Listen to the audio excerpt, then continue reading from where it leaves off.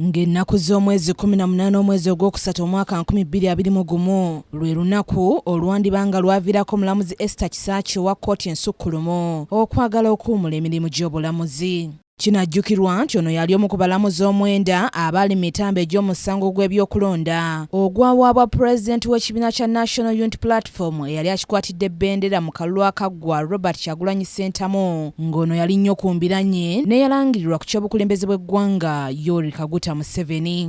Abalamuzi abali mu musango guno baali bakulembeddwamu Ssaabalamuzi Alfonso Owunyiddolo nga wabula Kyagulanyi yalaga obutali bumativu olwa Ssaabalamuzi ono okuba mu musango guno era oluvannyuma yasalawo omusango okuguggyayo ekyatabula abalamuzi era mu kuwa ensala yaabwe bonna awamu tebaakwatagana. Abannayuganda mu kkooti ensukulumu twaguggyayo olw'enneeyisa n'ebigambo bya Ssaabalamuzi w'ekkooti enkulu eya Uganda. Omulamuzi Esther Kisakye yeekalakaasa nga ayagala asome ensala ye eyali eyawukana ku y'abalamuzi banne era nga yategeeza nti Ssaabalamuzi yali awambye ensala ye. To note that my file has been confiscated by the Chief Justice of Uganda, but nevertheless I'm working from a duplicate copy. I will not be able to read everything in my ruling, but I will make an effort to do what I can. Okuva olwo embeera yatandika okwonoonekera Omulamuzi Esther Kisakye era nga yaggyibwako n'ebimu ku bintu by'alina okufuna okuva mu ssiga eddamuzi era ng'ono yaddukira mu kkooti wabula okusinziira ku mbeera eno ono yawalirizibwa okuwandiikira Pulezidenti Museveni okumuwummuza mu butongole. Otunuulira akawaayiro 142 kagamba nti Chief Justice Deputy we n'omulamuzi omukulu atwala abalamuzi ba High Court. Abalamuzi ba High Court obuvunaanyizibwa bwa Judicial Service Commission okulabika nti advisinga President okulabika nti balondebwa. Olwaleero mu kuwayamu ne munnamateeka Matovu Asuman agambye nti waliwo emitendera ono gy'alina okuyitamu bw'aba ayagala okuwummula. Ssemateeka wa Uganda akawaayiro 144 kalambika emitendera omulamuzi gy'alina okuyitamu ng'asaba okuwummula na lwaki ayagala okuwummula alina okulaga nti alina obulwadde oba nga waliwo abamulinako ensonga ku ngeri gy'akolamu emirimu gye egy'essiga eddamuzi n'ebirala. Naye era waliwo emitendera egiba girina okukolebwa eri oyo omulamuzi ayagala okulitayalinga. Otunuulira akawaayiro 144 akassemateeka wa Uganda kalambika katya emitendera omulamuzi gy'alina okuyitamu okulabika nti either retiringa okuva mu mirimu oba okulabika nti emirimu alekero gikakkalabya nga egirina okubeera.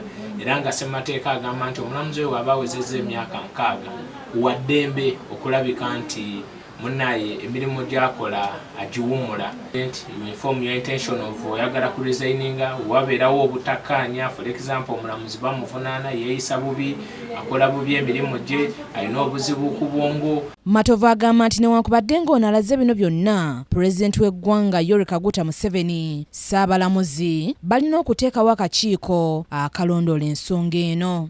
Akakiiko kalina okuteebwawo ke bayita ka tribunal era nga pulezidenti appointinga akakiiko kano kalina okunoonyereza ku mulamuzi oyo okusinziira ku ebyo baba bamuteeseeko nti oba emirimu tagikola bulungi oba yeeyisa bubi mu mbeera nga bw'ekyo.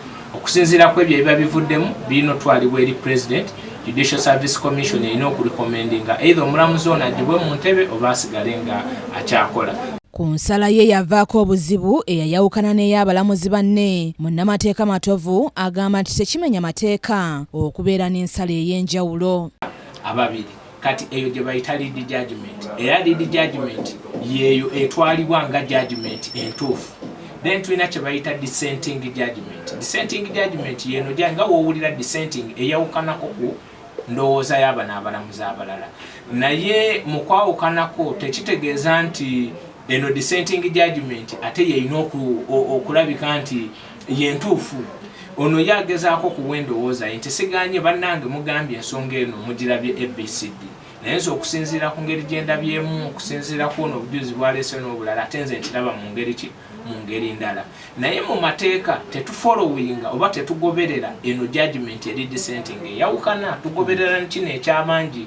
Mu tteeka eryafulumizibwa Paalamenti mu mwaka gwa 2022 erya Administration of Judiciary Act 2022 lirambika nti singa omulamuzi annyuka emirimu gy'essiga eddamuzi afuna ebitundu 80 ku buli 100 ku byabadde afuna okuva mu ssiga eddamuzi. Kati ng'omulamuzi ono tugeze bukedde ku makya n'abitayalinga asigala nga afuna 80% ku musaala gw'abadde afuna nga justice wa Supreme Court.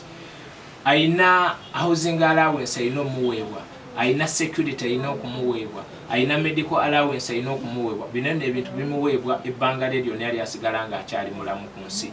Kati ekirindiriddwa ye mukulembeze w'eggwanga okwanukula ebbaluwa eno okulaba oba nga akkiriza okuwumulako omulamuzi ono oba nedda. Omulangira Junju Moses yakusakidde eggulire lino ku KTV amalindirire.